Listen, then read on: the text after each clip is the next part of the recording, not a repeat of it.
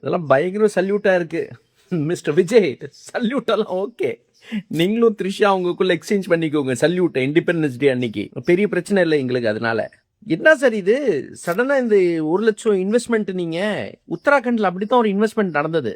உத்தராகண்ட்ல பொட்டி கடை, இந்த ஆட்டா சக்கி, இந்த மாவாட்டுற மஷின் போடுறதுக்கெல்லாம் இன்வெஸ்டர் லிஸ்ட்ல போட்டு 1 லட்சம் கோடி நாங்க இன்வெஸ்ட்மெண்ட் வந்துருச்சுன்னு பெருசா பில்டப் அமித்ஷா விட்டாரு. அப்படியே பிஜேபி டெக்ஸ்ட் புக் கேஸ் அப்படியே கொண்டு வரீங்க. இவங்க இன்வெஸ்ட்மெண்ட் சமிட்ல ஏதோ 10,000 கோடி கம்பெனி இப்போதான் இன்கார்பரேட் ஆகி பிப்ரவரி மாசத்துல 1 லட்சம் இன்வெஸ்ட்மெண்ட் பண்ணிட்டு கம்பெனி ஆரம்பிச்சிட்டாரு. அவர் 10,000 கோடிக்கு இன்வெஸ்ட்மெண்ட் உங்க கூட டீல் போட்டிருக்காரு. மிஸ்டர் விஜய், ஒரு நல்ல வாய்ப்பு உங்களுக்கு மக்கள் கொடுத்துருக்காங்க. இப்படி இல்ல முடிச்சிட போகுது.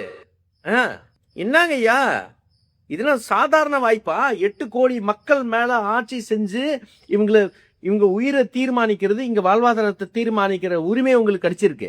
அடே அப்படி போயிடாதீங்க ஐயா. இந்த investor meet complete sham show போல இருக்கு. ஏங்க இந்த கீர்த்தனால ஒரு பெரிய சதி திட்டமா இருக்கு போல இருக்கு. என்ன சொல்லுது இந்த அம்மா? எதையுமே சமர்ப்பிக்க கூடாது. இதற்கான ஆதாரத்தோடு அவர்கள் சமர்ப்பிச்சாங்கன்னா நம்ம சொல்லலாம். பக்கத்துல இதற்கான ஆதாரங்களே இல்லையே. தகவல் எப்படி சொல்ல முடியும்? இதற்கான ஆதாரங்கள் இல்லாம இந்த மாதிரியான பத்திரிகையில வாசிக்கப்பட்டது, சோசியல் மீடியால வாசிக்கப்பட்டதுன்னு தவறான செய்திகளை சட்டசபையில பேசக்கூடாது. குப்பம்ல சுப்ரீம் கோர்ட்ல இருந்து சாங்ஷன் வாங்கிட்டு ஒரு ஏர்போர்ட் வந்துருச்சுங்க. குப்பம் பக்கத்துல கட்டடமே வேலை ஆரம்பிச்சிட்டாங்களாம். லேண்ட் அக்வயர் பண்ணிருக்காங்க, லேண்ட் அக்விசிஷன் நடந்திருக்கு. அப்புறம் ஒரு இண்டஸ்ட்ரீஸ் மினிஸ்டருக்கு எந்த ஏர்போர்ட், எங்க நேபரிங் ஸ்டேட்டோட கண்டிஷன், அவங்க இன்ஃப்ராஸ்ட்ரக்சர், நம்ம கரஸ்பாண்டிங் இன்ஃப்ராஸ்ட்ரக்சர் என்ன இருக்குன்னு தெரியாம நீங்க என்னமா மந்திரி ஆயிட்ட நீ? சரி, 1 நாள் 2 நாள்லாம் பரவாயில்ல, இப்போ 100 நாள் தாண்டி போயிடுச்சுல்ல. பேசிக்ஸ் ஆச்சு தெரியணும்ல.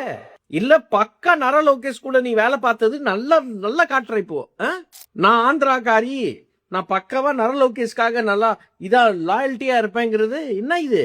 அதான் மோடி ஃபேனா நீ?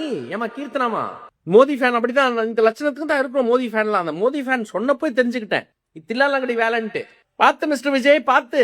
அப்புறம் இப்படிதான் அப்புறம்